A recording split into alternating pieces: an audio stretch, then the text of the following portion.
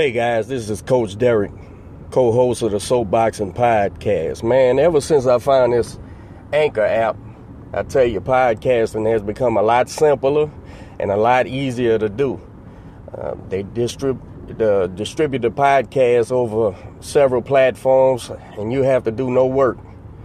I tell you, man, if you're interested in doing podcasting, you need to download the Anchor app. That's ANCHOR.FM. You can get started today with the Anchor app and do whatever your heart desires. Ladies and gentlemen, the moment is here. The main event of the evening. I'm Jeremiah Gallegos, your world-class ring announcer, to introduce Soapboxing Podcast. And now, to introduce your host, Derek, a.k.a. Coach. And across the ring, introducing Matty Fresh. And now, ladies and gentlemen, it's golden time. Time to tune in.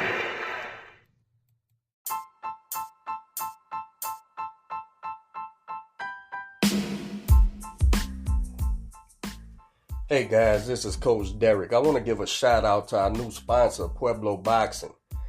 Y'all be sure to check out Pueblo Boxing. They have unique and high quality boxing gear and novelty gifts. You can find the gear at soloboxing.com. That's SOLO boxing.com. Check it out, man. They do quality work.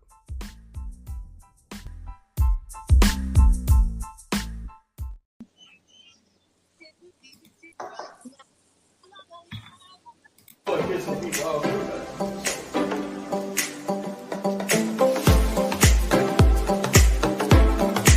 look at this hardware, man. S-C-A-A-D-O. Got the Latin American camera. They got some trainers say, and some fighters say, well, I don't watch videos of the guy fighting. I let the coach watch it. This, hey, man. Guys, one thing we know for sure about Wilder, he hit you clean.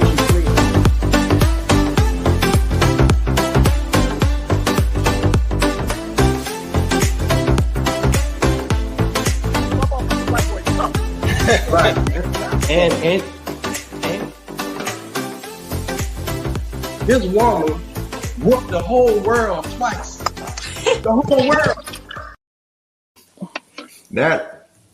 That last part always gets me excited when Coach gets so passionate about Clarissa Jones. What the whole world twice. I love it. Yes. What's going on, YouTube? Happy Saturday morning. It is another episode of Soapboxing Podcast. It's your boy Fresh. And we got Coach Derek. You on location where in Pasadena? You reporting live? What's going on out there? Yeah, man, I got a little business to handle. I had to come out here anyway, but man, this ain't around the corner, bro. No, Pasadena. I'm a good little ride. Yeah. You could listen to a whole show. Absolutely. Well, this morning we got Christine Lopez from In the Ring with Christine. Wayne, welcome to the show. Thank you for coming on.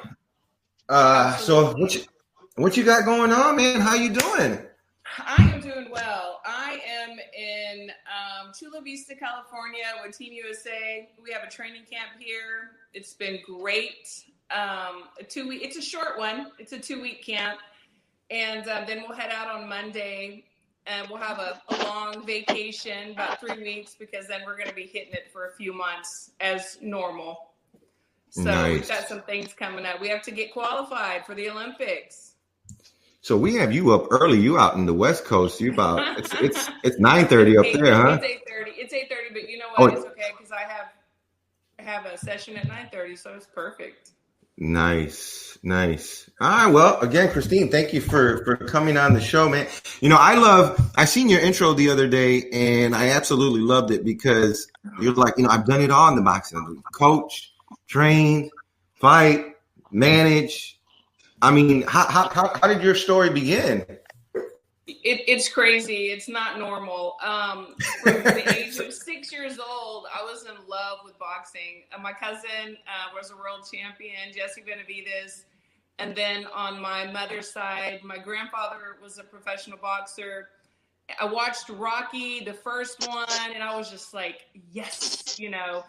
But I was the only girl, and Mom wanted me in ballet and tap and gymnastics. And nothing against that, but it wasn't for me.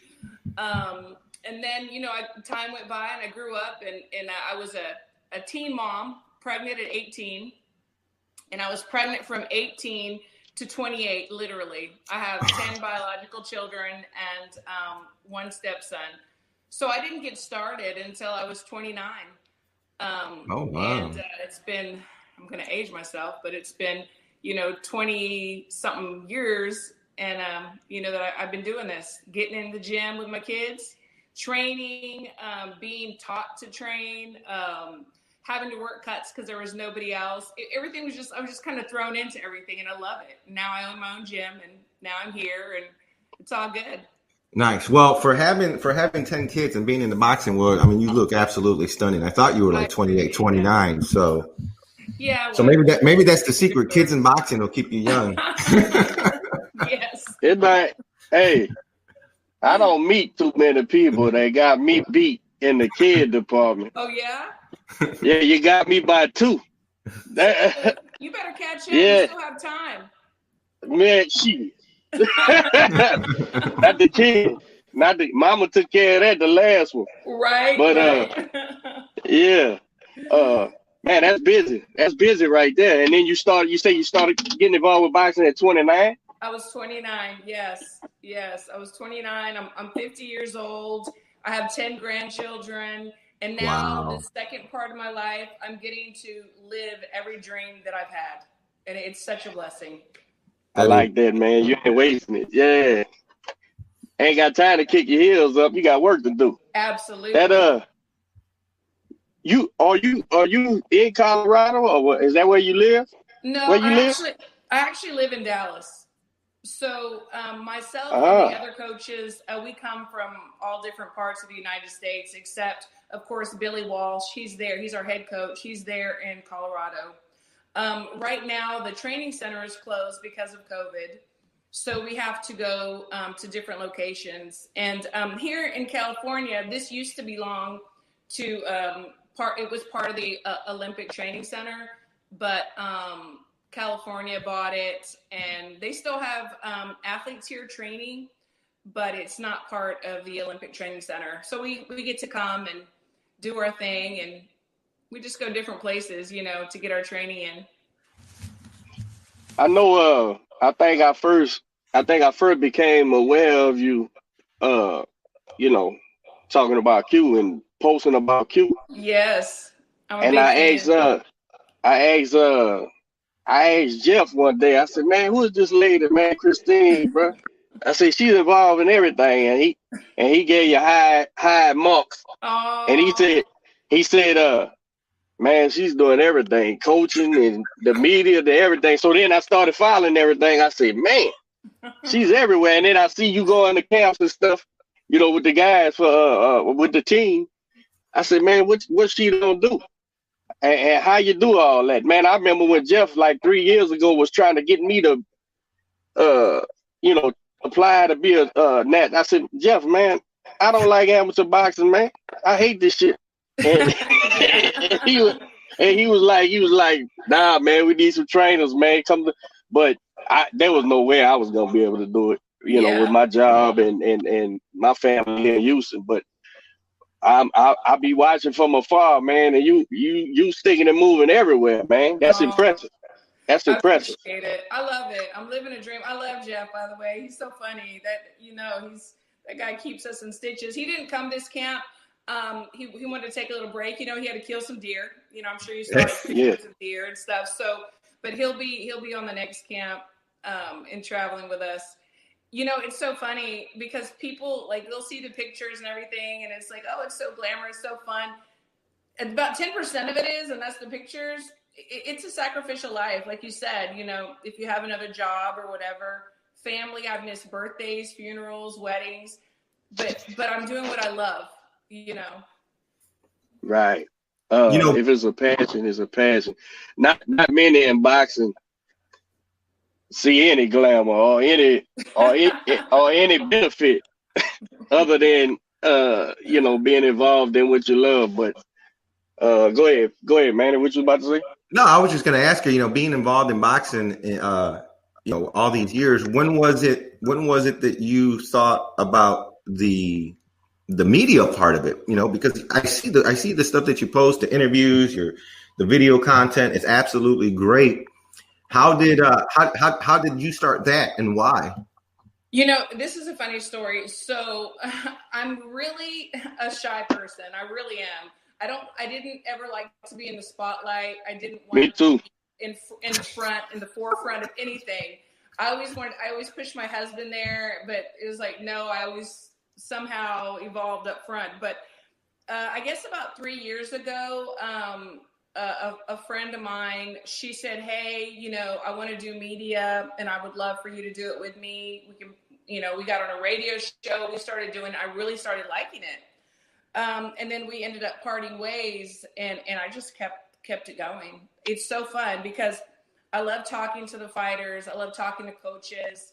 I love talking to everybody in boxing. And because I know a little bit, I kind of like ask a little bit of the different questions. And it's fun. I love traveling for fights. I'm going to try to go to Canelo, I'm going to try to go to Ryan. I see that you be going to those fights. Yes. What do you like better, being interviewed or doing the interviewing? You know what? I love it both. The funny thing is that sometimes I feel like when I'm being interviewed, I start to kind of move my chair. Like if I'm going to interview you, I'm like, oh, so what do you think about? And I'm just like, okay, hold on. I'm going to be interviewed. I like it both. I love talking about boxing, and especially people that know what they're talking about. So both is fabulous. Perfect. Well, Derek usually knows what he's talking about when it comes to boxing. I think so. Hey, the man to say, hell, about 2 years now, I guess, or a little longer than that. He said, Coach, we gonna do it. You listen to podcasts? I said, yeah, man, I listen to all kind of podcasts, man. That's my thing. I got on it, several years ago. He said, all right, bro, we need to do a boxing podcast. And I said, God damn, I thought of every podcast except a boxing podcast. Why the hell didn't I think of a boxing podcast? Right? He started laughing. And we said, but you know what? It's so, I get on my wife's nerves so much because it's 24 hours boxing. So this just added more boxing. So she like, here we go with this shit. But these things record themselves. And like you said, when you're passionate about something, you're talking about something. Because guess what? We would all be talking about it anyway, whether the phone's recording you or not. You'll still be talking about it. So I enjoy the hell out of it. And it has allowed me to talk to people and meet people and stuff that I wouldn't have except at fight somewhere, But yeah, I enjoy the hell out of it. And why the hell I didn't even, man, I told him when he said that, I said, man, I thought about a political podcast. I thought about this kind of podcast. I never in a million years thought about boxing. Right. Which is insane. But I didn't even think about it. But we've been doing it not consistently and doing but we great. though we don't know what we're doing. We consistently don't know what we're doing. So by the time something gonna work,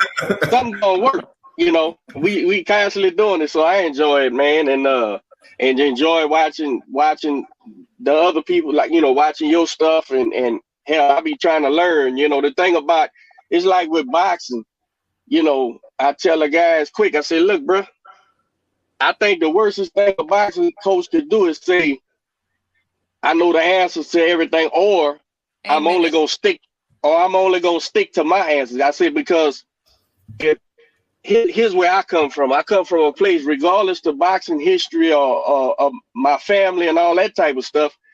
My number one main concern is my fighter being successful. Mm-hmm. And I don't give a shit if something looks strange or whatever.